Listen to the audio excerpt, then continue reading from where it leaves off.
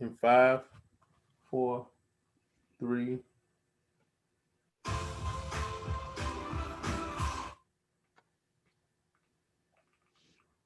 two, one.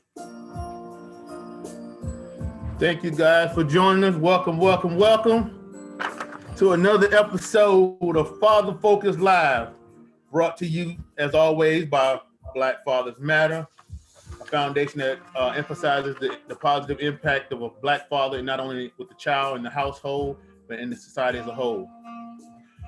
Father Focus Live, we try to highlight different issues and different topics. And I think last episode was a more political topic. Now we're looking at this time we decided, since tax season's around the corner, we need to focus a little more on our financial literacy for all those that that may be getting that refund check, that rapid refund, or may have that, as they call it, a stimmy coming. So you want to know, well, what do I do with that, other than just go out here and buy some new sneakers and buy me a little beater car or something? What can I really do with this? How can I improve my financial wealth? So I know that's a question that a lot of us don't typically get growing up here. So I wanted to bring on our special guest for this evening. Our special guest for this evening, we have two special guests. Actually, we have Mr. Dontrell Baines. He's the CFO of Northside Accounting Advisors, LLC. And all the way from the tropics, we have Mr. Garrett Taylor, who's the CEO of Uplift Comprehensive Services and The Power of You. Let's give them a round of applause as they come on in here. Thank you guys for joining us. Real quick, just tell us a little bit about yourselves. How many kids you have, how old are your kids, and just some basic information about yourself. All right, I was told I got to go first because we're gonna start with Garrett, because I have seniority. I'm the oldest up here. But yeah, I am. My name is Garrett Taylor. As you mentioned, I'm a CEO of Uplift Comprehensive Services, The Power of You, and co-owner of a publishing company, TaylorMade Publishing. So I usually forget to put that in my bio. My wife always gets on me about that. But I've been I'm what you call a serial entrepreneur. I've been working for myself, self-employed now for the last 21 years. For the last 21 years, almost 21 years now, I haven't gotten a paycheck from anyone else since I was 26 years old. So outside of maybe a part-time collegiate teaching gig here and there, my primary bread and butter has been mental health, child mental health. We do birth to 18. But now like I said, we've transitioned. We've also included publishing under our umbrella, along with some other things. So, I guess tonight I can always speak on just the entrepreneurial aspect of managing our money and managing our futures. Okay. And you have any kids? Oh yeah, I forgot the kids, the children. Yeah. I have two beautiful children, Morgan and Garrett. Morgan is 11, Garrett is 9. They both she's about to turn 12 now. Her birthday is on the 25th, and Garrett's birthday he'll be 11. He'll be 10 on his next birthday. So they're getting up there, we just enjoy the energy. My biggest thing is teaching them financial literacy early and actually we've written one of their first business ventures, because I'm trying to start them off young, is my daughter is actually co-author on one of the books with me. So I actually write books along with publishing. So I have 3 children's books out now that have been sold globally now. We have pretty much reached almost all 7 continents. We're in bookstores from South Africa to Brazil to Arab Emirates. So we're everywhere right now. We're in Barnes and Nobles and Amazon and Wow. Target. Yeah, Oh wow, that's yeah. wonderful. Yeah. Okay, that's wonderful. Now, Mr. Baines, tell Yes, us a little sir. about yourself. All right. I'm originally from Dover, Delaware, and I'm from Dover. I don't know if a lot of people know a lot about people from Delaware, but you know, it's a large Black population out there. So, you know, a lot of my family's from there. So we born and bred. I live currently in Atlanta, Georgia. I worked for the New York Stock Exchange for 6 years, and I got to be able to pick up a lot of those tidbits and those gems walking the halls of the New York Stock Exchange and Intercontinental Exchange, working with that merger back in 2013, well, 11 to 13. A lot of that transition work from New York to Atlanta. Currently the CFO of Northside Accounting Advisors, where we specialize in working with small businesses, whether it be a bakery or a barbershop, and dealing with people with passion and making sure that we are able to put together portfolios for them, help them work through payroll, help them go through QuickBooks, understanding how to pay taxes, get debt down, and be able to bring portfolios to banks to be able to get those lump sums so dreams can come true. So that's one thing I pride myself on. And we also work with a lot of minorities, especially being here in Atlanta, just being able to have people feel more confident in the fact that their portfolio looks great and they're able to continue to do what they do and what they love to do. I currently have 2 young boys. I have a 2-year-old and a 6-week-old. So I have very, very young children, and I'm not getting much sleep at all. But I remember them days. yeah, but having my 2 young sons, and I see myself in them every day. So that just brings joy to my life, you know, along with my beautiful wife. So you know, that's always an amazing thing that I have to be able to, that I deal with on a day-to-day basis. So that's me in a nutshell. Okay, sounds great. Sounds great, brother. So as y'all can see, these are not only business entrepreneurs and leaders in the financial community, but they're also Black fathers. They matter. So how did you guys feel when you first found out you was gonna be a father? Let's start with Garrett.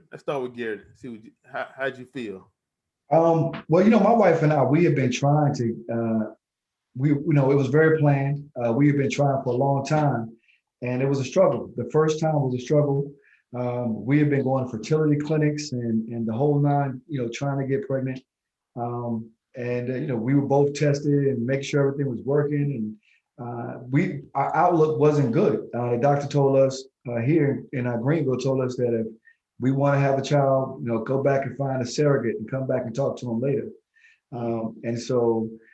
As you see, the tropics are like are my is my go-to.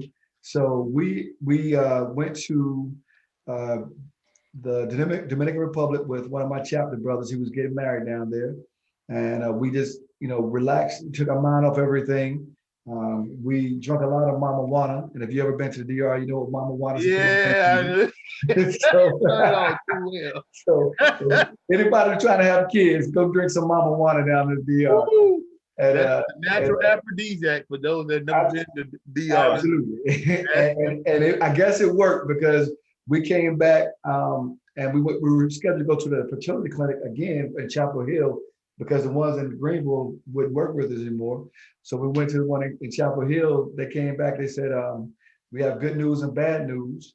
And we said, well, go ahead and give us the bad news. They said, well, we can't work with you guys because the good news is you're already pregnant. So wow. So I was happy, man. I was ecstatic, not only because my wife was pregnant, but because I was able to save about $10,000 I was gonna have to spend to have, because you know a lot of that stuff is covered, some of it is covered, and you got to make deductibles. So I was prepared to break off some bread to have my children, and we didn't have to go there. So I was happy. Happy. I don't blame you. I don't blame you, brother. All right, Dontrell, you're a new father. So how did you feel the first time you was a father? You're a newer father. How about that? I am a newer father, so I have I'm on the opposite end of Brother Taylor with the fact that, you know, my wife and I met when I was sophomore in high school. And then after college, well, before college, we both took a break because, you know, I ended up going to school in Tennessee and she went to Chapel Hill, UNC Chapel Hill. So we took two different paths. And then we ended up rebounding and coming back together in 2016. And from there, we actually ended up conceiving as just boyfriend and girlfriend and had a miscarriage. So yeah, so from there, it was, you know, we had to come together as a team, and we ended up getting engaged, and we decided we wanted to go on an 18-month engagement. We wanted to make sure we took our time, a year and a half. We wanted to save, we wanted to be great. So about a year into our engagement, we had about 6 months left. I get my wife who comes up to my job and wants to surprise me and meets me in the parking lot and says, I'm pregnant. so, and this is with the wedding dress already fitted and paid for, and everything going, all the liquor we done bought and everything as far as us having a good time. But we both looked at each other and we were ecstatic because we knew that our family was growing. We were happy. We were starting our life together, and it was one of the best feelings in the world. It was a bit nerve-wracking because I wanted to make sure that everything still went off without a hitch for our wedding and our honeymoon and everything. But it was definitely one of the best feelings. So for that next, you know, for the next 3 or 4 months, we focused on the wedding. As soon as we came back from the honeymoon, we focused on baby shower, having the baby. So everything kind of just happened in God's plan. So I was definitely happy and excited, but I was definitely nervous because, you know, we had that opportunity before, and you know, it was that miscarriage. So I was planning everything really safely. But as soon as we passed through that threshold and she was able to go three trimesters, we were good to go. We knew that everything would work out in God's plan. So extremely happy after the first one. Then our second one, we were ecstatic that we had our first child, and we wanted to have 2 young children together to play with each other because my one son was driving us up the wall, and we knew that, you know, if we had 2 that were playing with each other, then they'd leave us alone. So we had our second one, and now he's here, and they're best friends already, and he's only been around for 6 weeks. So he's only around for 6 weeks. We're gonna check back with you in about 3, 4 years, 5 years, and see if they still best friends and if they still leave you and your wife alone. Well, I can tell them they ain't gonna do that. Hey, look, trust me. Listen. They'll be best friends, but they're not gonna leave you alone. At all. I got 2 boys. I'm excited. I'm excited. We got football, we got wrestling, basketball, track. I'm ready. Oh, awesome. All right, got a couple more questions that we're gonna take our first prize break here. So how has COVID impacted? Well, I'm sorry, let me back up for a second. Was your father involved in your life? Yes or no? And how did that play a role in the kind of father that you are and the kind of father that you strive to be? And we'll either one, go ahead and jump in. Brother Taylor, I can take this one if you want me, so I can go first. You go first, Nelson. Okay, I'll go first. So my birth father was incarcerated from 1988 when I was 1 until 1994. He was a kingpin, and that's not something that I'm proud of, but that is the truth. So I didn't have him in my life for a good bit of my life, and then once he was able to come out, he actually went back to jail again my senior year of high school from 2004 until 2015. So, and that was bank robbery. So I have had my stepfather in my life and coaches in my life for the majority of my life to kind of guide me to be the man that I am today. How that affects me as a father is that I make sure that I provide for my family. I make sure that I do everything legit and legally. I make sure that before I walk out the house, I make sure I have everything that I need. I make sure that I'm 100% legit. I make sure that I don't get pulled over for speeding. I make sure that I am there for my family because I know how it feels to not be in your child's life. I know how it feels to have to go up to a prison and have to sign in. I know how it feels to have a father call you and ask you for some money to put on his books. I know how that feels. I'm not doing that to my kids. So that's one thing that drives me every single day to be successful, to help out the world, to make sure that, you know, and that's one of the reasons why I joined my fraternity and the reason why I was able to have my brothers take care of me and take care of them and be able to guide them in the right light. So so I can say that that's what led me to be the man that I am today. And that's the reason why I am the way I am around my kids. And I hug and kiss my kids every day, and I have boys.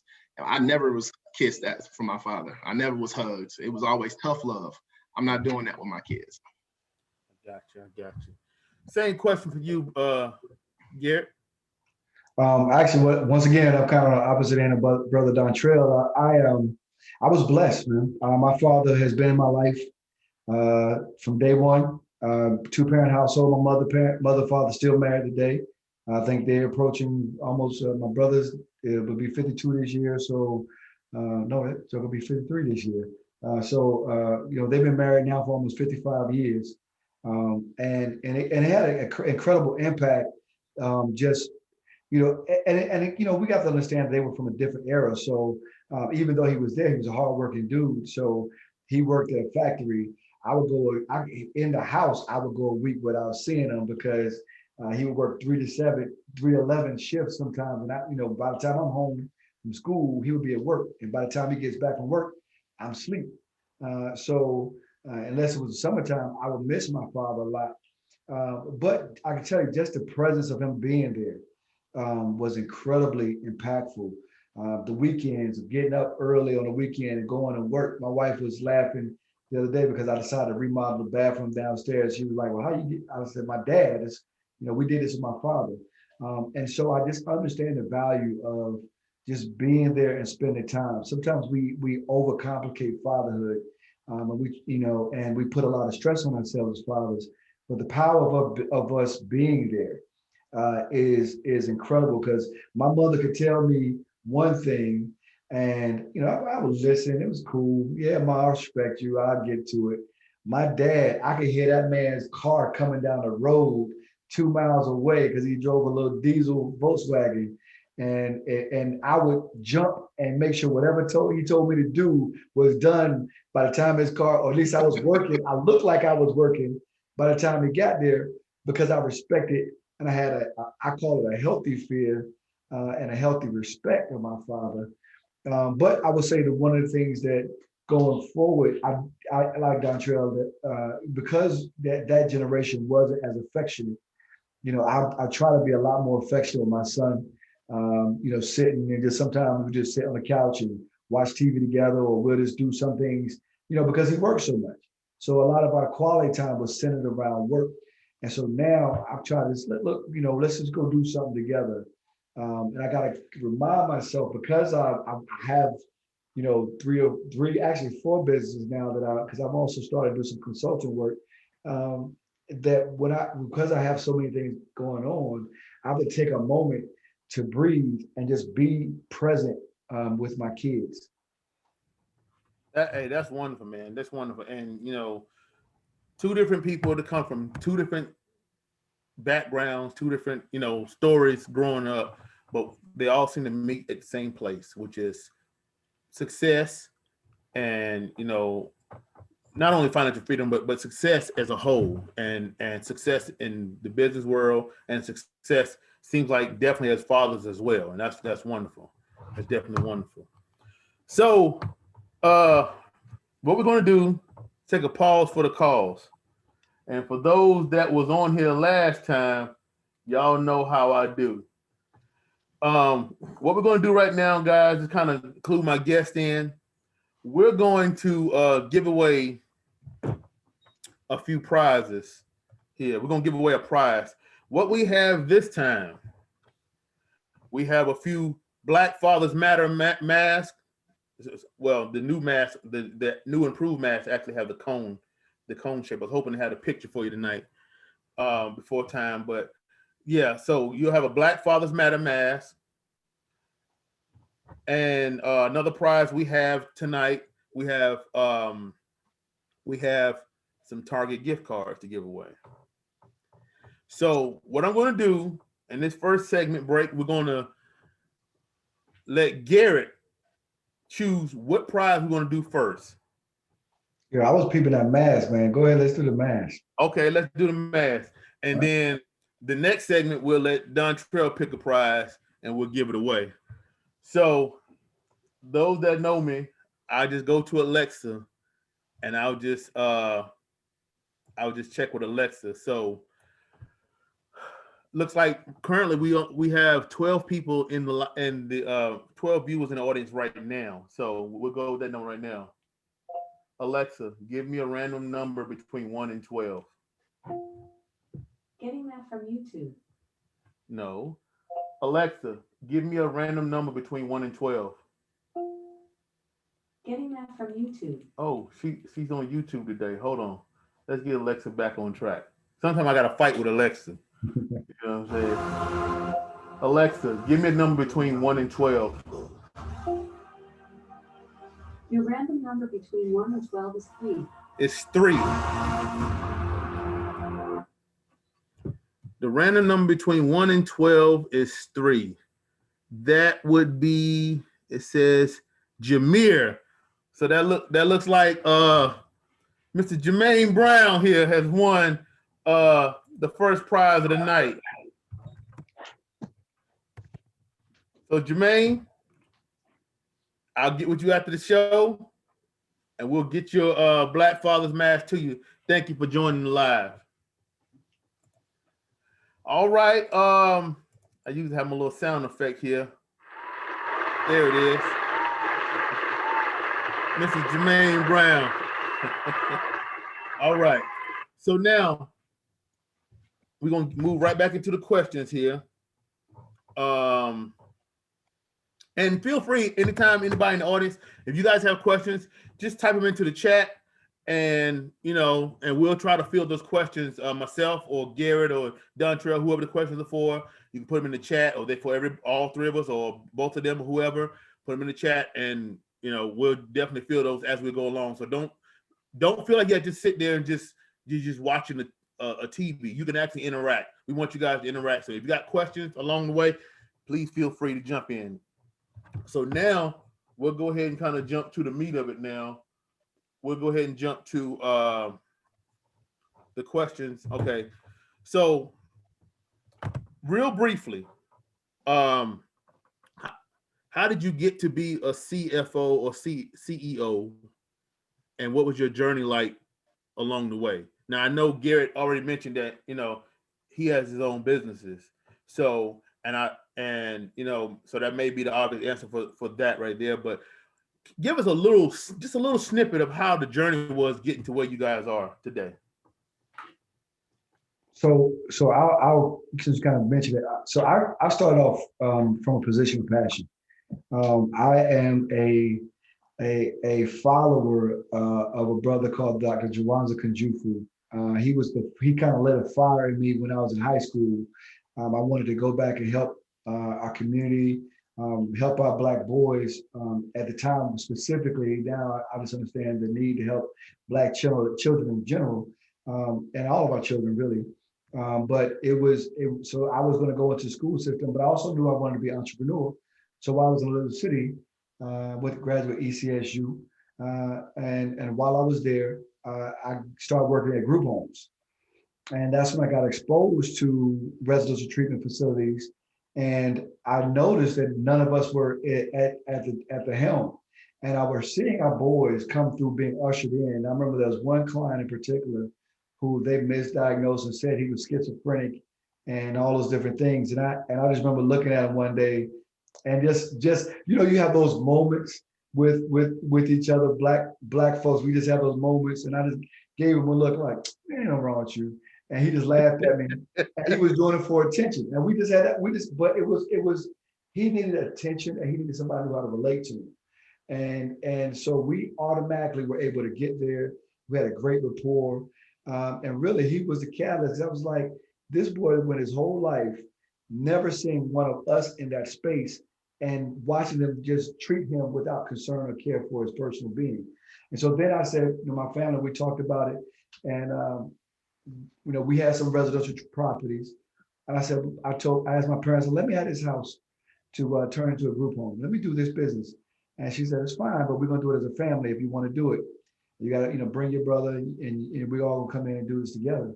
And so from there, we started our Uplift Comprehensive Services, and we bridged that. And over the years, we also added a nonprofit, the Power of You, into that mix. And with the publishing company, kind of the same, it was a similar deal. My wife actually brought that to the table. And it was a Negro League baseball player by the name of Carl Long walked into her office and asked her, my wife was a journalist, asked her to write his book for him, help him write his book. And she's like, I'm a journalist. I never wrote a book. And he said, well, God told me you were going to do it. And she said, well, God didn't tell me that. And so we kept going. And because I'm an entrepreneur, the first thing I went to her and I was like, well, baby, we're going to do this. And she was like, well, why, because, until you jump into that lane of being an entrepreneur, sometimes it's a scary leap. But because I'd already been there and was serving as provider, I was like, look, we're going to do this. So I kept pushing. She finally did it. And then after the book was written, she said, she asked the guy, he asked Mr. Long, how we going to publish it? And Mr. Long said, well, God told me you're going to publish it. And so then we had to sit down and figure out how to publish a book. We had never published a book before. And so we sat down and we researched and we figured it out. I did all the initial graphics. I'm pretty decent with computers. I did the graphics for the book. I had to learn how to format a book for print and publishing. I had to do all of that. And the very first book, this is when you know that sometimes it's important to listen to the voice of God. When God tells you to move, it's time to move. The very first book that we wrote ended up in the White House. He right as we were finishing his book, the Negro League baseball players were being called to the White House by President Obama. And so Mr. Long called and said, listen, I'm going to the White House and I need a book. I need my book so I can give it to the president. So we called in the printers, rushing, trying to get this book to him. And so we were able to rush it. And literally the first book that we ever wrote was handed to the president of the United States. The very first copy of the very first book that we wrote. And since then, the way God has moved, I've written 3 children's books. 2 of mine were featured by Michelle Obama and part of her library and a part of the presidential library right now. So if you go out, when Michelle Obama tweeted out about Daddy's Little Princess, I was like, okay, that's confirmation. This is what we're supposed to be. So a lot of this was, man, just listening to the voice of God when He tells you to move. And I think a lot of us operate in such a position of fear that we don't want to move when we're told. Right. And we're going to get to that fear point just a second. How about you, Dontrell? Well, a little bit of the same realm is where I had a relationship with a lot of my friends, a lot of people that I went to college with, high school, and just having conversations with them saying and expressing that they need to open up their minds and be able to use exactly what their talents are. I knew a lot of talented people, but they just did not know how to get where they needed to be in order to be successful. Everyone wanted to be a worker instead of wanting to be a boss. So I had a lot of relationships with people where I said, okay, well, you're great at cooking. You know how to make a cake. You should be in, this restaurant. You should be able to do this. And everyone wanted to work for someone. And to the point where I had conversations and said, okay, well, do you know how to set up an EIN? Do you know how to start an LLC? Do you know how to create marketing for yourself to where you're now your own business owner? Let's get you a bank account. Let's start working things out. Let's figure out how you can do taxes, how you can be able to take tax breaks because of you using your gas to go from here to there. So just being able to talk to people like that. I know a lot of barbershop owners now who were just barbers, just people who did not know the lengths of how far they could go with their talents and being able to use that as, okay, well, I'm already doing this. How about I turn this into a business myself because I'm already pushing the envelope for a lot of my other friends. And then I turned that into something that was profitable, something that I can also be proud of because I do deal with a lot of minorities to be able to say, okay, well, if you weren't taught this, if you weren't taught how to be financially secure, how to be able to put together your own statements, how to be able to make payroll if you want to hire someone, and even to talk to someone and say, hey, you have 50 clients now. You need to have someone work for you. You're the only one doing this and you're staying up 13 out of the 24 hours of the day. You need some more sleep. Like, let's figure this all out. Let's figure out how payroll works. Let's figure out how we can be able to offer 1099s to people. Let's figure out how to do this each and every year, how to get this done. So I turned that into a business. And from then it's just, it's a strictly referral. people come to me, we have a sit down, we talk about what their gifts are, what their talents are, what we could probably do based on what they currently do as far as revenue for that year, and being able to grow and grind from there. I have not been as far along as Brother Taylor with with being in the White House yet, but my aspirations are continuing to spiral out of control. So we will see the sky's the limit. But I'm definitely excited about what I do, and it's that passion that continues to drive the momentum to be successful. And that's what I do, and that's how I became a CFO of my company, and we created our own LLC, and being able to have people come and be able to filter who we want to work with, who we don't want to work with, and just being able to see other people's dreams come true and not have them dim that light that they have within, and have it be able to shine bright. So that's what we do. So that's actually some great inspiring information for those that are listening. I see some people they're getting it's like they're catching some inspiration from what you guys are saying from y'all stories, because everyone needs to hear this, because there are a lot of people who are talented. I look on this list of people here just in the audience right now. There are a lot of talented people, and it's just a matter of, like Garrett said, getting over that fear to get out there to be able to do, as Dontrell said, own your own business. Take that talent and turn it into a business as opposed to just working for someone else, which is a great thing. And that kind of leads me into my next little segment here.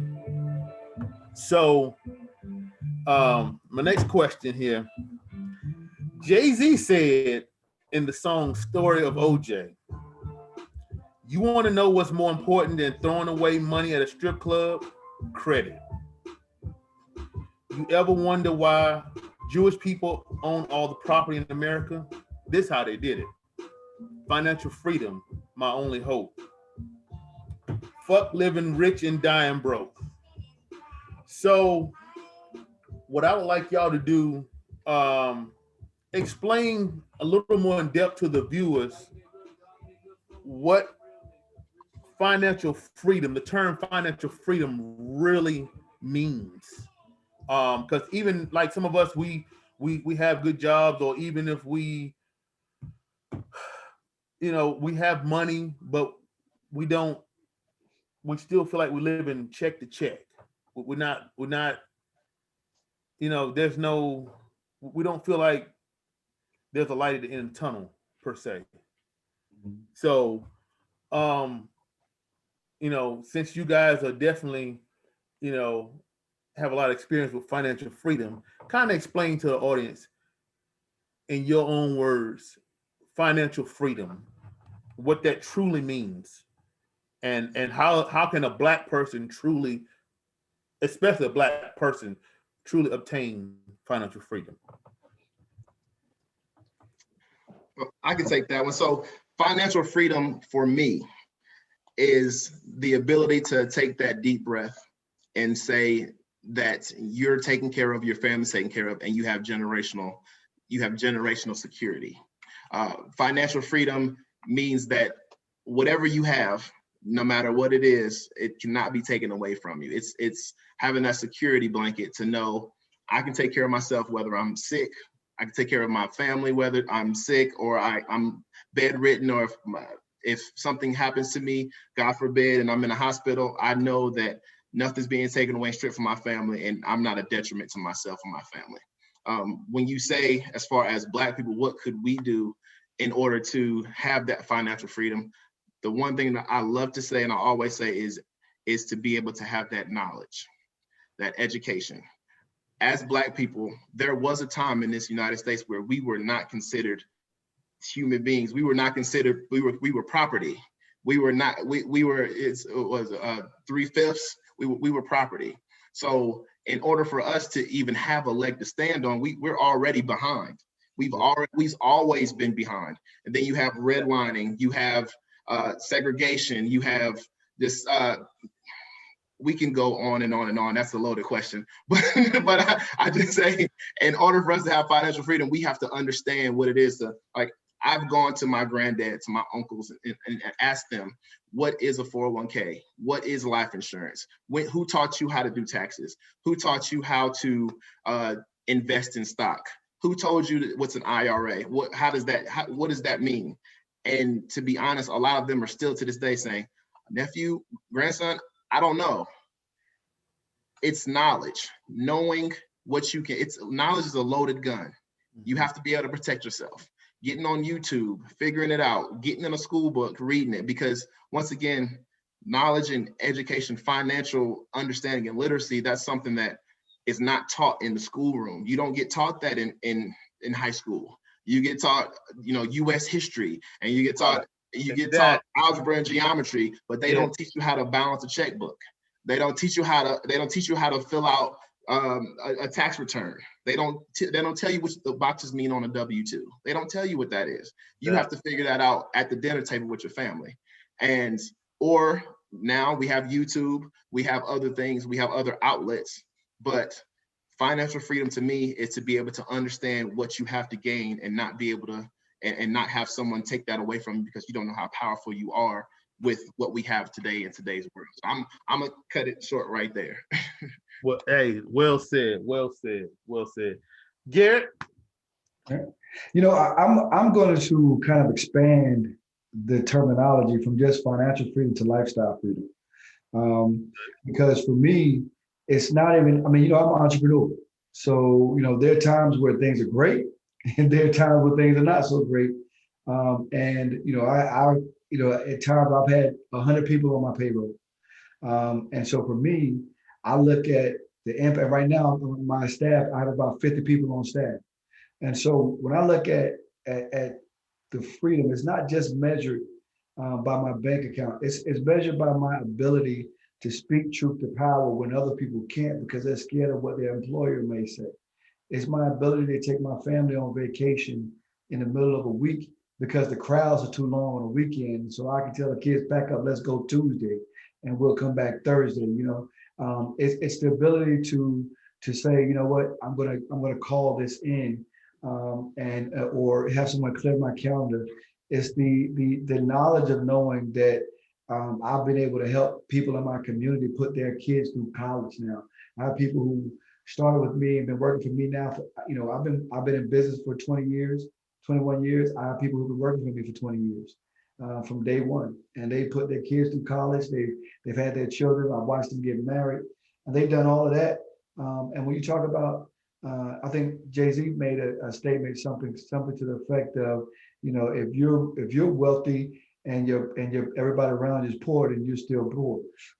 And for me, it's the ability to uplift those around me as I climb my lift, and so you like that, right? So, but yeah, it was that. Some of y'all on this in the audience caught that one. They caught that one. Right? But yeah, it's just the ability, man, to know that when there's something going on in our community, we can handle it. And when you have somebody who when you're controlled financially, that really limits your personage. And so, one of the things, we're always working at, and I'm learning, and I think probably one of the biggest things that we have to do as a community is be willing to learn and admit our ignorance and move our ego aside. And that's probably one of my biggest mistakes for a lot of years was I didn't know something, but I didn't want to tell Dontrell, man, I ain't know you because you see me as this guy. So I would never want to tell Dontrell, look, man, I need some help right now. Understanding this, and you have to understand that we have to move together as a people, and we have to be willing to listen to each other and learn. And so, one of my things, I love talking to young entrepreneurs or people who are starting out in business because it's a different passion, and I have to always kind of reignite that fire. I was telling my partners today, we had actually had a partnership meeting with. Just a business meeting with my friends, my circle, my guys, the guys that I go to homecoming with and hang out with. We said we're too smart and we have too many talents on our friendship to not be doing other things, even if it's just helping each other grow our businesses. And so we just had a business call tonight. And a lot of that is making sure I'm surrounding myself with people who push me, because 20 years in, that's most people are retiring from a job at that point. And I'm an entrepreneur, so I don't ever see retirement in my future. But I can also relax. Like I'm at a point now in my life where I have staff on board, like Dontrell was saying, who can do a lot of the heavy lifting for me. And so I can take vacations. I can go away. I can have some relaxation times. I can call my staff and direct them to do the things that need to be done. And so for me, it's not just about the monetary benefits of independence that comes along with this. It's the lifestyle independence that you end up having as a result of this. Hey, that's some real good knowledge there. Lifestyle freedom, and the knowledge of knowing about IRAs and 401ks, different accounts like that. That's big. That's real big, because like Dontrell was saying, they don't teach that stuff in school. And everything both of you guys are saying, they don't teach that. And I try. My parents told me you got to have good credit. That's what they told me. They didn't tell me how. I said, you might as well told me I got to fly to the moon before I die. How I'm gonna get there, I don't know. Well, that ain't gonna really help me. You know what I'm saying? So, and I guess to kind of further that point, there are plenty of people now. I know both of you got Dontrell's. He's still pretty young, and you said you started young, Garrett. But there are plenty of people that are,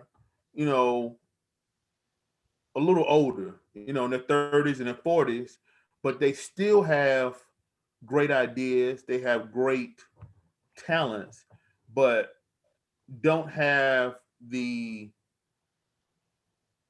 wherewithal of how to get the funds. Well, don't have the funds and don't have the wherewithal to know how to get what they need to get them going. Because they say, well, I don't have any money to start a business. I don't have any money to do this, and like you said I have I know Dontrell said at some point, hey, you got to hire employees because, you get to the point where you're working 13 hours a day, you need to hire employees. Well, I know that for a lot of us, that's a big fear. That point right there is a big fear, because you don't want to really let go of that. Basically, how can a person let go of that job? How can they let go of just the job life and transition into the entrepreneurial life? And especially when number one, your funds are kind of low. I'm living paycheck to paycheck as it is. I would assume it's a scary thing. I mean, I don't know, maybe you guys have just had success the whole way through, to on the road to financial freedom. But many of us, you look at it and they see they've heard about the road. They see it's somewhere over there, but they don't know. And some of them even get to, they start on the road, they get an EIN number, they get started, but they don't know how to make traction to really make progress down that road to financial freedom. So what I like to, I don't mean to cut you off. What I like to tell people is, and I'm assuming, everyone here, not that you necessarily had to go, but the experience of college. When you graduate from high school and you go to your freshman year of college, does that necessarily mean that you're now making college money? Or you're putting yourself in a situation to where in that 4 to 5 years, you have the ability to be able to equip yourself. You have the skills now to be able to do that. I say it's the same thing for a business owner. You're not going to go into your business that first year and make a 10-year vet types of money. You're going to struggle. It's going to be, you're going to fall over your feet. You're going to trip over yourself. You're going to make mistakes. You're going to get yourself up. You're going to continue to make moves. You have to believe in yourself and know that you're doing what makes you happy. As long as you're doing what makes you happy, there's people who draw every single day that makes them happy, but then they get a corporate job doing something to pay the bills. But what they really would love to do 24 hours a day is draw. So they should have went for that dream. You go to your dream. And a lot of people, what we normally see in business is that people normally go to start their own business once they get fired from that job that was just paying the bills, that was just doing that check to check. When you sit at home and you're unemployed, what are you doing now? Do you want to find another job that's barely getting you by, or do you want to just you're just going to say, you know what, forget it. I'm just going to start to do what I love to do, what I have passion in. Instead of you waiting until that opportunity comes, or just having to live through your whole life saying, I wish I could have made that step or not been afraid to do this, just going ahead and jumping in and doing it. Because the worst that can happen is it doesn't work out for you and you get a regular job over again. I mean, that's not the end of the world. I mean, people do that all the time. You take time to invest in yourself. So that's the thing. So you invest in yourself. So let me ask you a question right there before we go to Garrett. Let me ask you a question right there on that part, right? You say if a person loses his job, or let's say they don't lose it. Well, let's say they lose a job, okay? That's right, a much better example. And you lose a job a lot of times. I mean, I know the suggested savings was it 6 months of your salary? Mm-hmm. 6 months of your salary in savings. Well, and if you're able to have that, that is wonderful. But for those that don't have it, how do you tell a person, like, look, okay, you have this talent. Now they know they have this talent, but how do you tell them? I mean, I got a list of bills here. I got to pay mortgage or rent or car note and this, that, and other. How am I supposed to get this for, you said I may struggle for a little bit. How am I gonna get this for the first couple months so I won't be homeless while I'm trying to make this dream come true? You see what I'm saying? It's a hustler mentality. I can tell you there's unemployment. I can tell you can get in your car and do Uber Eats, Uber. You can figure out a way to make it happen and use that time that you need in order to make it happen. But the one thing about it is I know from where I stand is telling people to believe in themselves. If you believe in yourself, you might not start off making $400,000, $500,000, but you may start off making $10,000 your first year, getting your business up $40,000 the next year. You'll start to make supplemental income to where it won't be as hard for you to pay all of those bills and get it done. But that fire will be lit because you'll start to do what you like to do. You're doing what you have passion in, and it may not be the breadwinner at that time, but it's getting you to where you want to be. And it means even more, you might not be able to pay that mortgage with your side hustle, what you love to do, but you can pay that electricity bill. You can pay the cell phone bill with it. You can pay, some insurance, the car insurance with it. And then that next year, okay, I can pay the car note now. I can pay the mortgage now. The next year, okay, I can pay this and I have some savings now. Now we're going on vacations. It's believing in yourself because now you're doing what you love to do and you're not worrying about, my one thing that I say is getting fired. I do not like the feeling of being able to get fired. And Garrett can't get fired because he's the boss. Like he can't get fired because you're the one that's making the moves, and it makes you feel you sleep a little better at night. I would assume, Brother Garrett, you sleep a little better knowing that somebody can't call your phone and say, hey, you're no longer getting employed by us. You're no longer having a check. You're no longer gonna, you can't feed your family anymore. That's not a good feeling. That's what I try to feed the people is if you have that drive and that energy and you have the means to do so, try to do it on your own and let's figure out a way. Yeah. Got you. That's wonderful. That's wonderful. Garrett, your turn, my brother. Let me make sure because he had so many points. I was just listening. I'm like, what was the question again? I was following Dontrell's. So if a person is not a rapper, then an athlete, they're not some world famous person like that, and they don't have a lot of money, a lot of capital up front. They don't have the 6 months worth of savings, but they have talent. They have this, they have a dream, right? How do you get that person on that road to financial freedom? Number one. Number two, in the event they get fired from their job, what is your advice to them?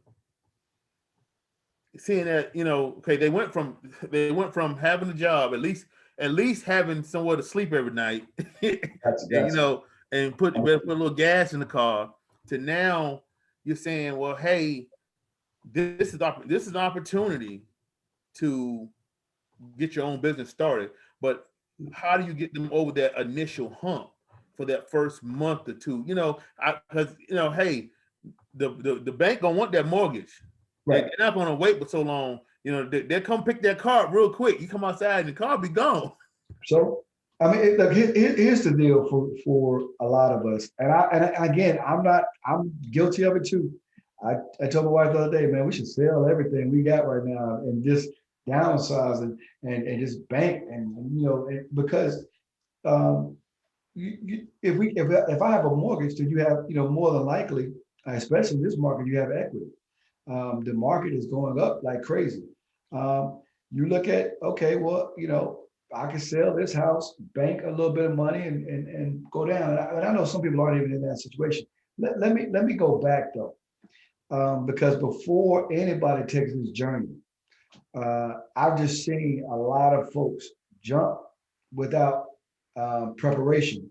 And I always caution, Jesus didn't start pastoring, Jesus didn't start ministering or doing his miracle work until he was 33, right? So, if Jesus needed preparation, who are we to think that we can do it without any? And I'm not saying it has to be formal education, but it can be research. It can be on the job training. It can be, I want you to really understand the industry that you're stepping into, understand how to get a business plan together. There at a community college, they have small business classes. The Small Business Center is a great start for any entrepreneur, and it's free services. So you have a trained consultant right there. And again, they can't take you where Dontrell and his agency is going to take you, but there's somebody help you get your mind right before, they're not. I want you to go to Northside Accounting Advisors down the line to make sure that you get things where they're supposed to be. But there are free opportunities leading up to that. One of my favorite books is the E Myth. It's just the letter E, myth. And it really makes you ask yourself, are you built for this? Now, I'm of the opinion that everybody has entrepreneur in them. I went to Ghana last year, the year before last, and everybody was working for themselves in some shape, form, of fashion. Even if they had a job, they were doing something else on the side. And I grew up that way. My dad worked every day, but on the side, we were building houses or repairing houses. We had some farm, but we always had something else going on. So I really want people to do a good self-assessment before they go out there and say they're going to do this work. It might even take going to counseling, which is like taboo to Black folks sometimes. We don't want to think of going to therapy, but we have so much baggage, so much hangups. And so those hangups and that baggage is going to make you, is sometimes a thing to make you feel like you got to buy the Baines day one, or I got a floss on. And so those are things that are going to hurt you down the line in business when you put the cart before the mule. And I'm telling you that as somebody who's been hurt, putting my carts before my mules many times over. And so you really want to kind of, face your demons and see what's, what's under your own hood before you jump out there and make that journey. And so you can make better decisions down the line. And so for me, I believe in preparation. But now directly to your question, when you talk about the money, you have to be creative. I tell my kids all the time, you look around, there's work to be done. There might not be a job out there, but there's always work out there. There's always something that you could do right now to generate some revenue. And it might not be what you want yet. I started throwing parties. I didn't want to be a promoter. It's funny. I was in Virginia. I was working for the school system at the time. And I was a technology specialist for the schools. And a partner of mine, we just started throwing parties. And I said, look, man, I want to start my own business, but I got to generate some revenue. I got to get my money up. And so we started throwing parties. We threw First Fridays, and it was very successful. We had promoters coming from radio stations, courting us and picking us up and wanting us to be the host after parties for all the celebrity concerts. But it just wasn't what I wanted to do. To me, this was a bridge to where I need to go. I never had a dream of being a party promoter. I have friends who made a lot of money in that space, but it wasn't for me. that was just a bridge to get to where I wanted to be. So I say to other folks, look at where you're going. Sometimes I would dig a ditch for 6 months, but by the time those 6 months are over, I'm gonna own that ditch digging company. And that's just what we have to do. Sometimes it's, you're gonna have to get get dirty doing some things that you might not want to do in order to get to what you want to have down the line. And so, look at what other ways you can make money. There's a lot of money opportunities out there, and that might not be what you want, but it's a way for you to save the extra money. If you look at your income right now, and you say, okay, if I can make an extra $1,000 a month, stop thinking about it in terms of, it's $1,000 a month. Everybody on this call is smart enough to find a way to make $1,000 a month legally. Let me make sure I insert that legally. You can find a way. You got people right now who are making $1,000 a month selling t-shirts. You got people who making $10,000 a week selling t-shirts. It's very lucrative. You got people, and t-shirt making might not be your thing, but you can start off there. If you cook and you want to open up a restaurant, a young man came to my house, he's a school teacher, and he just started selling plates. And we're like, bro, this is it. Start selling plates. One of my friends who's a restaurateur right now, he started off selling plates, then he bought a food truck, he worked his food truck, and then he bought a restaurant. Then he bought one restaurant, now he has two. Now he's on three. So, you work and he started off at a factory job. And so you have to build yourself up and stop always thinking that I'm going to go out tomorrow. I love the memes now. They joke this, I'm going to go out and get an LLC and I'm be rich, overnight. It's not how LLCs work. If that's the case, I should be rich 4 times over. You got to do the work. The LLC is not going to get you there by itself. You got to be willing to do things. The difference between the successful person and the unsuccessful person is the successful person is willing to do things that the unsuccessful person is not willing to do. I tell anybody, there's no job on the face of this planet that I would not be willing to do if necessary, as long as it's legal. And I've done it. I've done everything from DOT road construction to bagging groceries, to road construction. We're picking up dead animals on the side of the road. I've done it all. I've dug the ditches that I'm talking about. So I know I will do it, and in order to get to where I want to be. And I think the other thing that we have to make sure that we're doing is getting a strong visual on what our actual goals are. And as Dontrell mentioned, make sure it's your passion, because if you're working for money only, when the money gets funny, you're gonna quit, because it's like, well, I can go do this and make more money. I could have quit a million times over. There have been times where I said, look, I can go and make more money going back to doing X or Y, or somebody offered me a job that might have paid more than I was making on my business. If it's just about the money, you won't last. You got to have a love for what you're doing in order to get to where you want to be. Gotcha. That's some powerful stuff, you guys. Both of you guys. That's some very powerful words of encouragement for everyone. So I hope everyone's listening, man, because this is some y'all getting some. They say the game is better sold than told, and they giving it away for free today. They giving this game away for free. So I hope y'all really taking this in and listening. So looks like we ran a little bit over time. So I got one more question though, and then we're gonna give away a few more prizes, and then we're gonna call it a night. Now, we discussed financial freedom, how to get on the road to financial freedom, and the sacrifices it's going to take you to do it. Now, I guess another thing that kind of ties into Black people's finances is the idea of collaboration. I don't see why it's collaboration with other Black people who may have another dream. Like prime example, let's take for instance Black Wall Street. I know some of y'all may be familiar with Black Wall Street. Some of them may not. I know some people that when they think of Black Wall Street, they think of Tulsa, Oklahoma. Some of them they may think of Durham, North Carolina. But believe it or not, there were actually 5 Black Wall Streets from the 1900s until about, I think, the 1950s. There were 5 different Black Wall Streets. There was Tulsa, Durham, Birmingham, Richmond, Virginia, and I think it was one more in Oklahoma, right? So, and recently, for example, I think this past year or so, there was about 97 families in the state of in Georgia who came together. No, I'm sorry, not 97 families.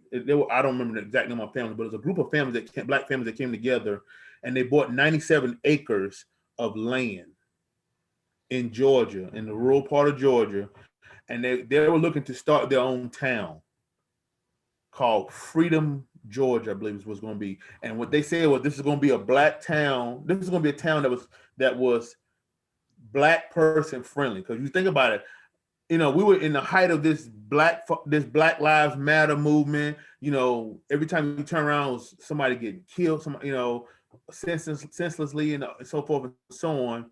So they decided to pool their money together and buy, like I said, 97 acres of land as a start to get them a small town going, right?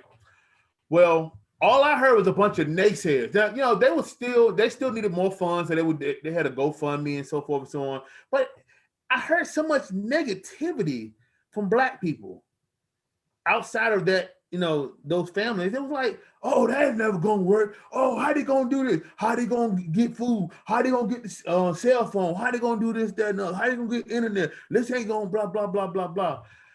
And I guess my question to you guys is, because it seems like the Black Wall Street is the roadmap, is the blueprint to success for the Black community. Now, not the Black individual, but the Black community. Matter of fact, I think someone on this call, or one of the viewers on here, is a descendant of someone from Black Wall Street. So I guess being that we had that blueprint, now of course we know what happened. We know it was always some racially motivated, trumped up story that happened that caused people to come in and try to use that as an excuse to, burn up or tear down what was already built up, right? But being that we've seen so much good come out of it, you had medical care, you had food, you had in Durham, if I'm not mistaken, out of the Black Wall Street in Durham, an HBCU was founded. Now, because I went to North Carolina A&T State University, I might not call that HBCU by name. But that Berkeley HBCU. But from my understanding, that came out of Black Wall Street as well. So we see that being the blueprint. Why is it so difficult, do you feel, for Black people in the modern day when we have so much more? These people didn't have the technology we have. They didn't have the, all the resources we have. Why do we see that as being such a hard thing now? Do you think that another Black Wall Street would be the answer for the Black community as a whole?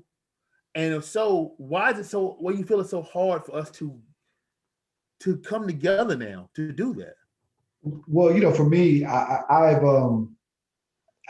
don't know if everybody has to necessarily move to a Black area, but I do know that we have to focus on a centralized Black ideology, a Black unity of mutual support and working together. There are actually several communities. I was even talking to a few people yesterday, right in North Carolina. You have Princeville, which was one of the first established Black towns in the country. And you have Rocky Mount, which is right around the corner. which has a ton of Black leadership and is primed for Black explosion. You have right now DeSoto, Texas, that is affluent. You have Baldwin Hills. So we have areas of excellence still, but a large part of it is going to be our willingness to be, if we really want to kind of establish something like that again, we have to be willing to be uncomfortable for the larger goal. And and we might have to pay a little bit more. When I go to a Black-owned business, I don't look for discounts. I don't have any problem paying full price. When my friends open their businesses, we have to operate from a position of support. I think one of the other things I want to mention, kind of leading into this, is if you were trying to get a Black-owned business and you ain't supporting Black businesses yourself, you are not going to be successful. You have to be willing to reach out and buy. I got a drawer. I got so many T-shirts right now because every time somebody has a business and I can support it, I'll buy the T-shirt or buy whatever they're selling. And because I don't believe you're going to be blessed in business without supporting each other. But right now, I think we have to have that ideology that what made the Jewish community so successful is you go into the community and you try to open up a Black shop. You can't undersell them. So if you say, well, I'm going to sell this for 50% off, they still will not support your business. The Koreans still will not support your business. The Mexicans still will not support your business. I don't care how much you discount it, because understanding the need to work and buy from each other, they understand what that means for the greater community. Meanwhile, we're like, well, I'm not going to go pay extra to get my nails done. I'm not going to pay extra to whatever. I think the only places we're loyal to right now are hairdressers and barbershops, and we'll pay that money. But everywhere else, we will go in and buy discount. I've even seen people buy discount knockoff African apparel. I'm like, you're doing it wrong. If you're not willing to go to an African and buy, why are you buying cheap China knockoffs of African culture? So we have to be prepared to support each other, even when it means being discomforted or paying a little more. The boycotts, the bus boycotts in the 60s were successful because those people were willing to be uncomfortable to accomplish their goal. They were willing to walk to work. They were willing to carpool to work. Right now, we're so concerned about our personal comfort that we're not thinking collectively. Even going back to one of your earlier questions about how do I start a business? How about rooming with somebody? You don't want to be uncomfortable. But guess what happens when you talk about the Mexican community? They come in, they stay in one house, and then they build a house for the next people. My Asian friends do the same thing. They'll come in, everybody lives in one house, and then they'll collectively spend money and buy another house. And then they'll all collectively buy the next one house. And so by the time they're done, everybody has a house. The biggest house in my old neighborhood was owned by an Asian family, and that is one person living there now because everybody else has already built some other mansion somewhere else, and they've invested in real estate and all those other things. So we have to be willing to be uncomfortable in order to have what we're willing to do. And you have to ask yourself individually, each one of us. I can't control the greater community, but is Garrett willing to pay $5 for a hot dog because I know that his brother doesn't have access to the outlets that the other burger places may have. So right now they're still paying full retail. They haven't figured this out. So we have to be willing to trust. And one of our biggest things in Black America is the minute we go to a Black business and they don't do something right, I ain't never gonna support a Black business. I went out to the other place and I bought. They got a chicken restaurant and they ran out of chicken, and I ain't gonna buy them no more. And meanwhile, you go to McDonald's and their milkshake machine been broke for the last 20 years, and you still keep going back. No matter what happens, I didn't mean to cut you off. But we had this same conversation. Me and Keys, me and Roger Keys had that same conversation a few weeks ago. The minute we burped wrong in a Black business. Oh, I went there and they weren't willing. They didn't have, and I'm like, look, I've seen you will go to the Asian places and they will, you see them beating Black women in the middle of the store, And then the next day they discount weave and there was a line around the corner. And I'm not trying to be disrespectful, but that was the actual fact of what happened. A young black woman was assaulted in an Asian beauty salon. I remember. And the very next, the response was, I'm sorry, here's 50% off. And we went flocking back to the Asian salon and did not once look for a black owned business to support. So, Wow. you know, and so when we're not willing to be inconvenienced at the least, there's no way we're going to build this unity that we need. So what we need, whether it's establishing individual communities or not, we need to have this culture of unity back in our back, or we're never going to be successful. I don't care what we put it. Yeah, hey, that's you said a mouthful there. Yeah, because like I said, I had that same conversation, man, and I was like, man, I want to support him, but it's like, you know, I don't know. But you make some good points. You make some good points. I might, even myself, I might to go rethink my position because, I mean, I don't mind supporting black businesses. I try to support black businesses. You know, be honest with you. Oftentimes, when that's the one of the first things I do. You know, even with my foundation, I want to use a black-owned bank. Right. But it just certain. I was like, it was one bank in particular I was going to use. But they were charging these astronomical fees for a nonprofit. I said, dude, we're a nonprofit. And then, you know, so then in the back of your mind, you're like, well, I know if I go over to this white bank, they don't have no fee for for a nonprofit. Maybe I can do that. But I was like, no. So I've been looking, and I think I'm going to another. I think I found a different black bank to use, but I won't be able to use the one I originally went with because, you know, it just, I can't afford Right. pay those astronomical fees. I'm sorry, Dontrell. So what is your take on us, the Black Wall Street concept? Is it possible, and why is it so difficult? Okay, I won't be as long-winded because that you hit on a lot of Garrett. You hit on a whole lot of points. I will just I will throw a few things in there. I know you mentioned the bus boycotts, and I actually read an article on that saying that there were so many people who wanted to be on those buses that they actually bankrupted some of the Black-owned buses that were in Montgomery. So it's like we have to make sure that we have the right focus when it comes to where we want. As far as we were so focused on, okay, well, we're not equal, we can't get on these buses, but the buses that we could get on, we completely stopped. Yep. And then those families went completely bankrupt. So we were losing more Black businesses because we felt as though we wanted to be equal. So we have to make sure that while we're still making points and strides as people, that we're not leaving our people behind. And then again, when you say about, it was, I just looked it up, it was 17 families for that 97 acres.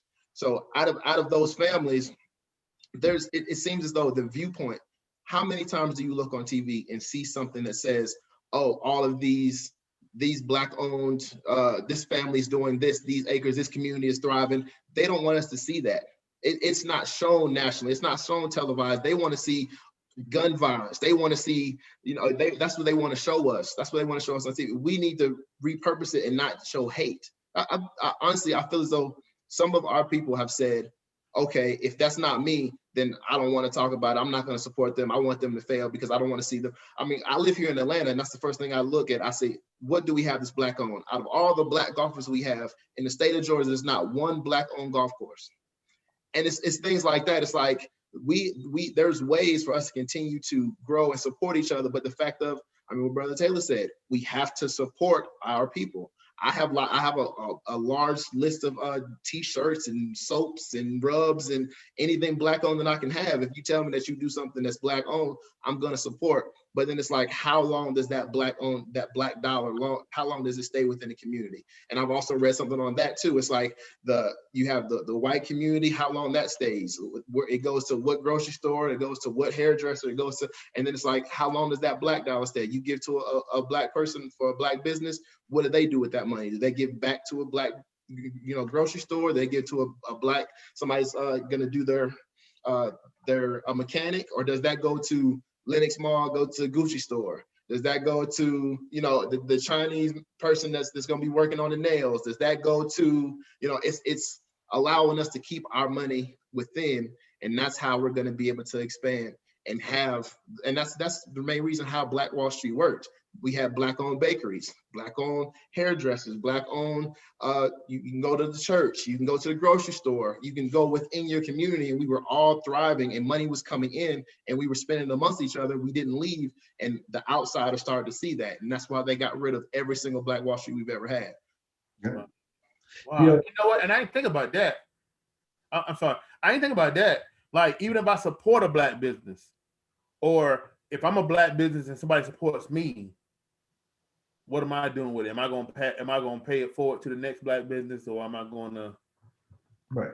Well, and I can tell you, and it's little stuff. As Dontrell was saying, I'm more likely to hire. Most of my staff, is 95% of my staff is Black, African American.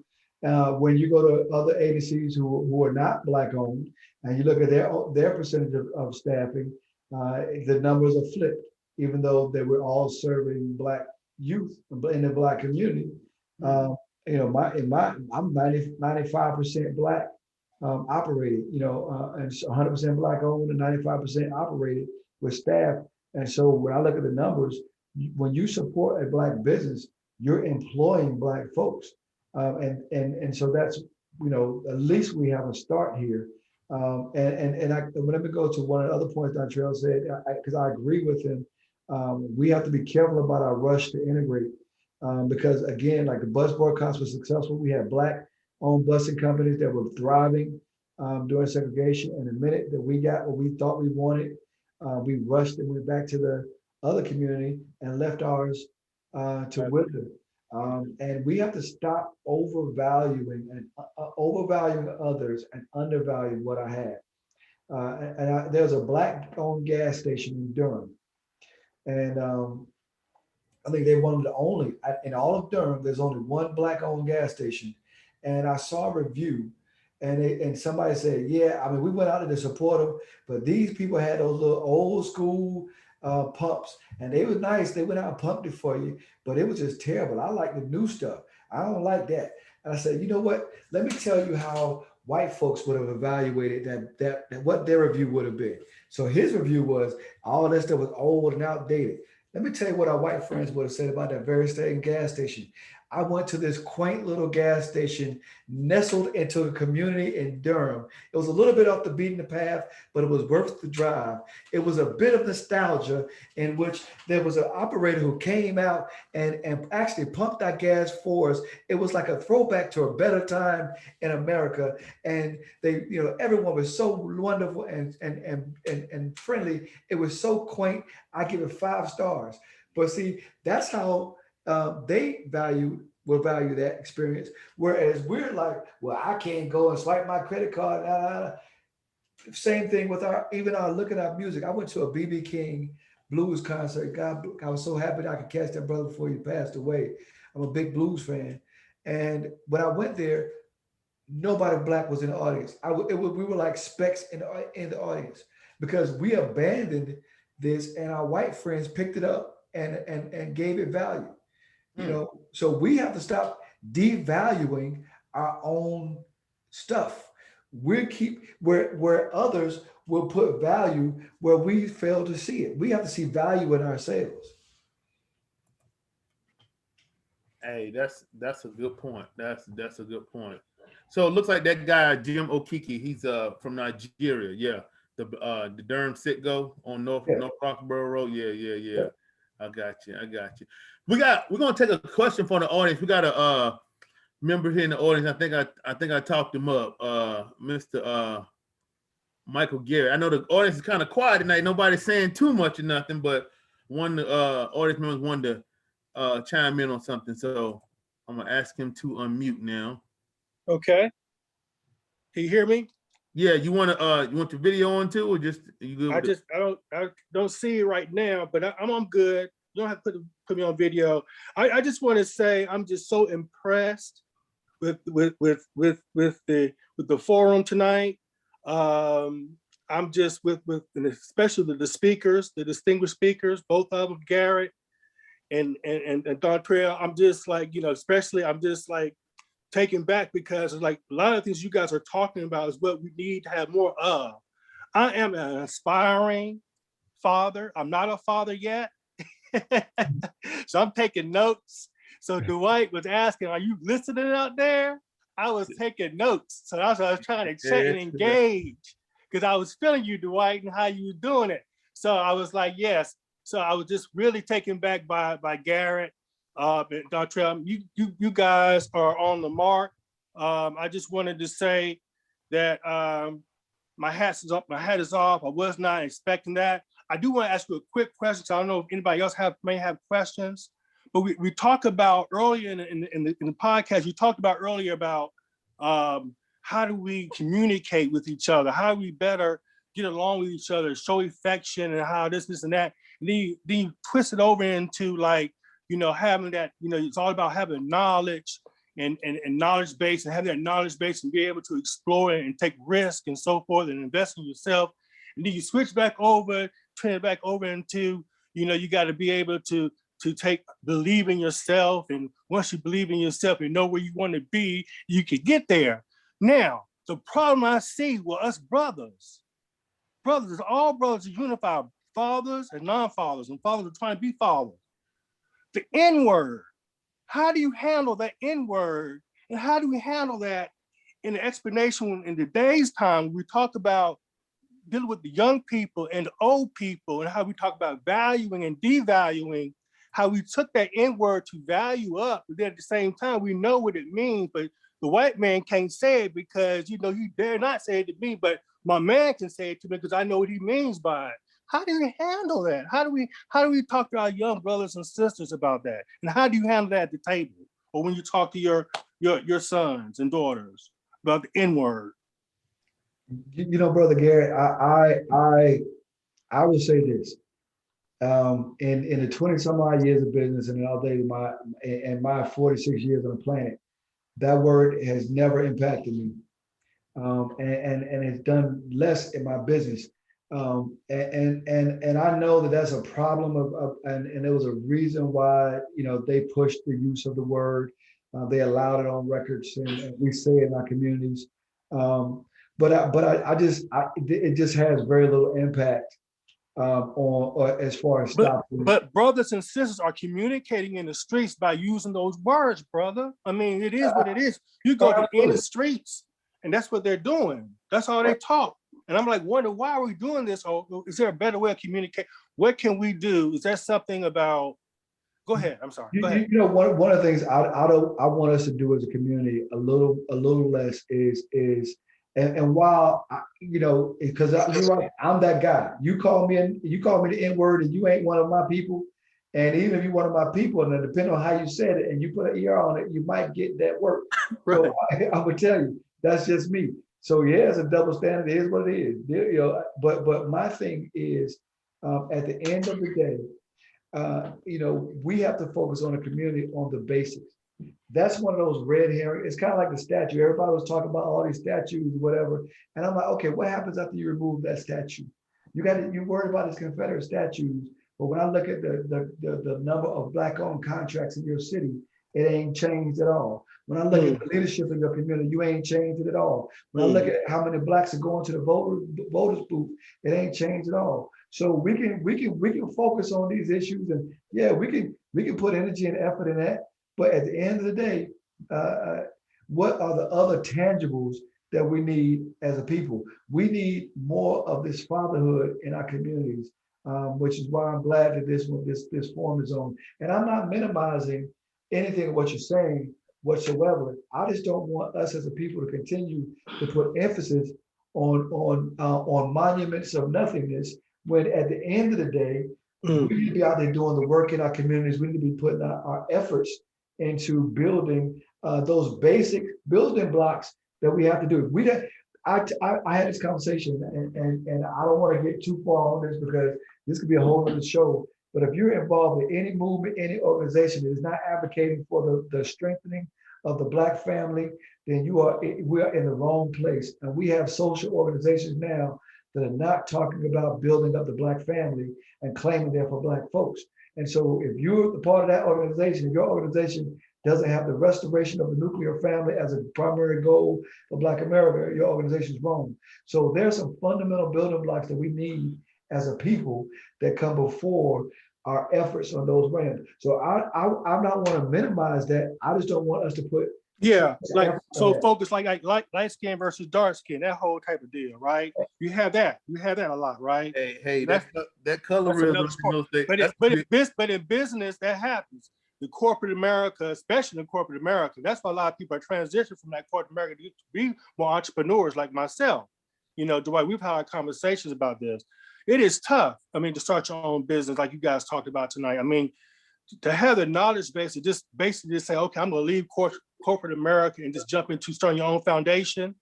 You got, and this goes back to what Dontrell was saying. You got to believe in yourself. You got to be around the right people. You got to know what you got to know. You got to want to know it and try to get around people that know it.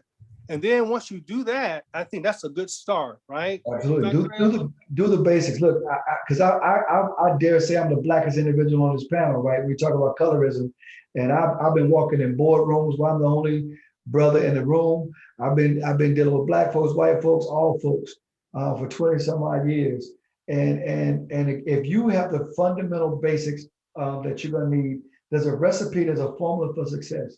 You follow those formulas, you follow those basic building blocks, and I don't care what obstacles are there, they're gonna move out your way. Our thing is we gotta ask ourselves, are we doing those basic things that we're supposed to do to gain success? And if we do what we're supposed to do, the world will move around us.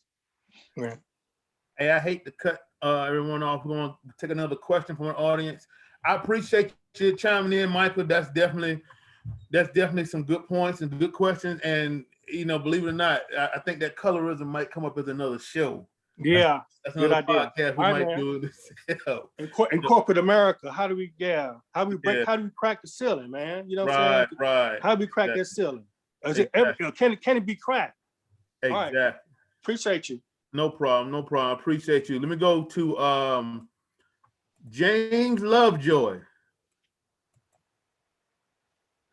James, can you hear us? I can hear you now. How about me? Yeah, I can hear you. Welcome, my brothers. First I want to say, DBAP, Dwight, thank you for sending this down here to Montgomery, Alabama. I bring greetings from Montgomery, Alabama. DBAP and I met when I came down from DC. Unfortunately, my son tried to commit suicide up in DC, and I had to go up there. And I was coming back through North Carolina, stopped at the gas station, ran into DBAP, and he told me where the frat house was, and I went and found it and introduced myself, and I've been in touch ever since. So I want to thank you for that. I'm not going to be long. I just wanted to share a few things for the panel. Dittos, awesome job. And I just wanted to comment. I'm blessed to be a part of a couple panels, in particular, one just last night of Steve Harvey's mentoring program, which we have some great young men on that program. And they had a section where, Steve came on and spoke to the young men, and they asked him numerous questions. And I can tell you guys, I'm impressed with Steve, don't get me wrong, but you guys tonight really had me tuned to what you do, how you do it, and the positivity. I was just impressed. And again, the things that you have covered within this last hour were things that we instill in our young men across the nation as part of the mentoring groups. I'm the chair of a group down here of young men that are 14 through 18-year-olds and we're called Omega Sparks. And the Sparks stands for, I know, we teach them to be great, be generous, respectful, educated, articulate, and tenacious. They're great in everything they do. And these are the type of values we instill in these young men that are from single parent homes. I'm blessed to share that with you all. I encourage you to continue doing what you're doing and instilling this any way that you can. I may get your numbers from DBAP and have you come down and speak to our young men, because right now, virtually, I done been all over the world. I've been in Las Vegas. I've been in California. I've been over in the Bahamas, and I still got money. I'm rich, you know. So if I can get you virtually down my way, I would love to have you guys down and speak to our young men and some of the panels that of people that we get there, and to give the real talk. Thank you so much. I yield my time back to you, Brother DBAP. Hey, brother, I appreciate you coming on. I appreciate, you taking the time out, because, that brother, he's very busy. He's, a lot of times I don't necessarily get around to, getting back with him the way I should, when I see, he always sends me stuff. Hey, the Sparks are doing this, the Sparks are doing that. And man, I just want to tell you right now, brother, I applaud what you do. I applaud, what you've done and what you continue to do with these young men. That's a space that's definitely still needed, and desired, and we definitely appreciate it. Thank you so much. It's nothing but God's work. I give all praise to Him, but I'm just a vein. Hey, hey, I appreciate that. Amen. So hold on, we got another. Let me see if I can find it here. Got another viewer here that wants to speak here. Roger Keys.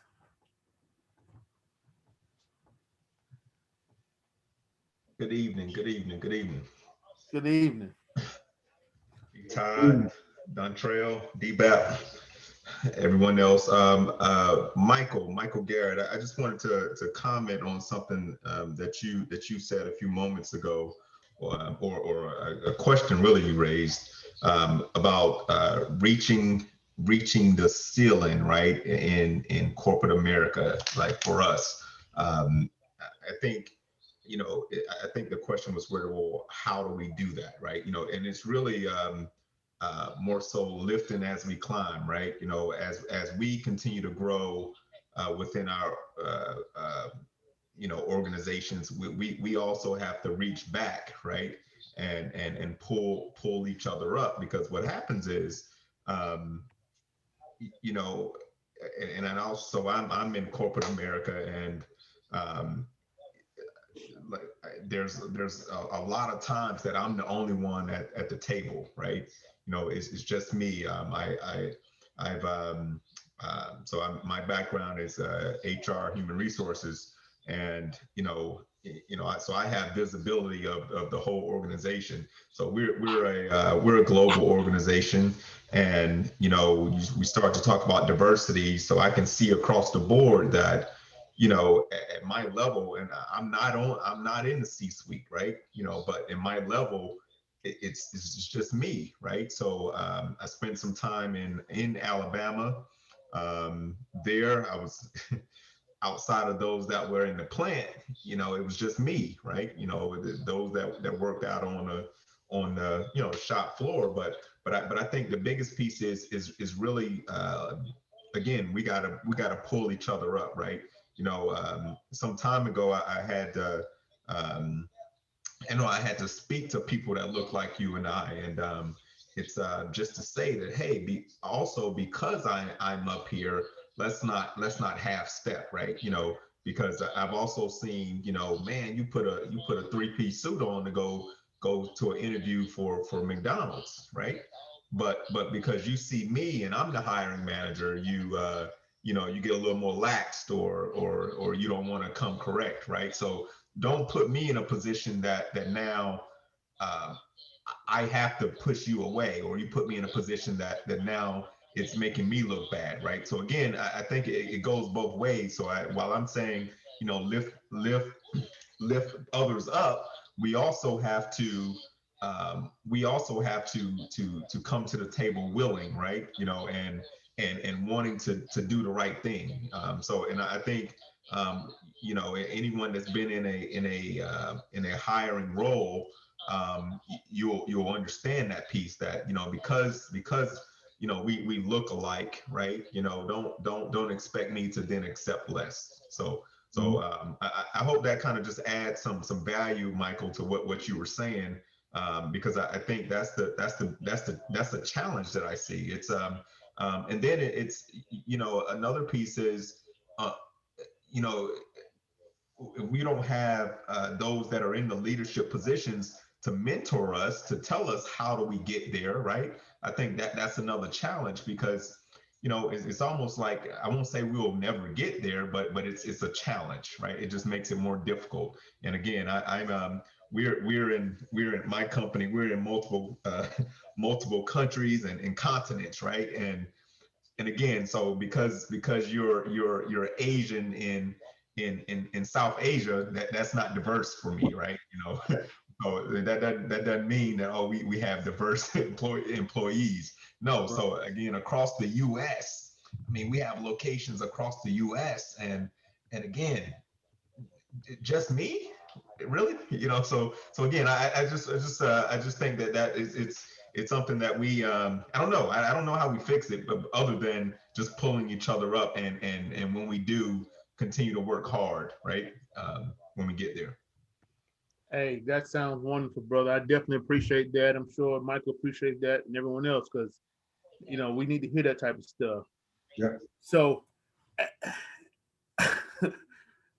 we've clearly run over time, but see, that's what happens when you have these good conversations like this, and I definitely want to thank our guests on behalf of all of you here. I want to thank Dontrell and Garrett for coming on. You guys did an excellent job. Excellent job. So what I'm going to do real quick, and I think this will probably be much easier. We're going to give away the 2 Target gift cards, okay? We're going to just give away those gift cards, and then as far as the masks go, I'm looking at the list here on the group. Since everyone was so patient and stayed here, everyone who has not yet received Black Fathers Matter mask, I want to make sure I get your information. I'm gonna send you guys a mask, and of course, also our esteemed guests, without a doubt. And I got something else for my 2 guest panelists. We'll talk after the show. But I definitely want to make sure that everyone who has not at least gotten a mask, get a mask. We don't have to, I'm not even gonna try to go through the whole Alexa thing with the mask, because I appreciate y'all staying, so patiently. Now, I will go through the whole Alexa thing for these Target gift cards, because I ain't gonna be able to get everybody. But we're gonna do what we can. So I'm gonna go ahead and do this. It looks like we're down to 10 left here. Let's see. Let's run through it here. We're gonna look at our viewers here. Let's see. Hold on. Turn it up here real quick. Alexa, pick a random number between 1 and 10. Your random number between 1 and 10 is 9. 9. Let's see what we have here on 9. We have Nikita Kennedy. So that looks to be Mr. Eric Kennedy of the Beta Phi chapter. I'm sorry. And for those that don't know, these 2 guest panelists, because this will be going on, this will be going on YouTube and social media and what have you. these two brothers are a part of the most high esteemed fraternity there is, and that is none other than the Omega Psi Phi fraternity incorporated. And there are many others here in the audience who you heard from tonight, also members of that same mighty Omega Psi Phi fraternity incorporated. Thank you all guys for joining. One more gift card here. Alexa, pick a random number between 1 and 10. I don't have an answer for that. See, Alexa want to show out a little bit.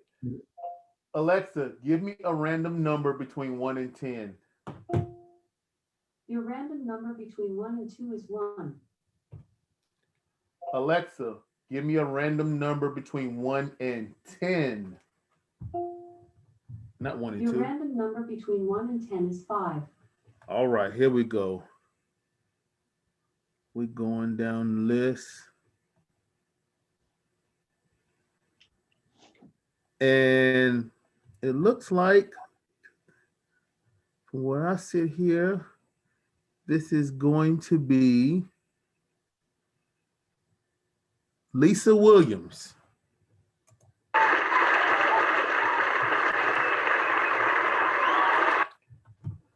I don't know how everybody's list look. The participant list look a little different on everybody's thing. I don't know why it does that. So, but that's what we have here. So thank you guys for joining. So we need to get everyone's information. We're going to send the gift cards out. We're also going to send out masks to everyone. Everyone for joining. And you know, hey, again, brothers, I appreciate you guys' time. I appreciate everyone staying so patient and being on tonight. I think this was a great segment. There was a lot of good information here. So, and you know, and just as a follow-up, guys, make sure you guys go and follow us on Instagram. Father Focus Live. We're all on Instagram. Facebook is coming soon. And we also, the foundation's website, for those that don't know, Black Fathers Matter Foundation website is always www.blackfathersmatters, BLAQ, always Q, fathersmatter.org. You know, feel free to check the website out and look at any upcoming events. And tell a friend, tell me your coworkers, tell anybody. You know, we always have good content. We try to keep good content. I know we don't have them as regularly as, you know, people say, well, hey, you have them, you know, which day of the week you have them? Well, I don't necessarily have them every week because I want to make sure I have good content and good guests to give you good content. So, but, you know, hey, hopefully the guests will pick up and we can have it more frequently. So, but until then, guys, thank you guys for coming out. God bless you and good night. All right. Yeah. Yeah, I figure I'm gonna hold on. You want us to wait around, right? Yeah.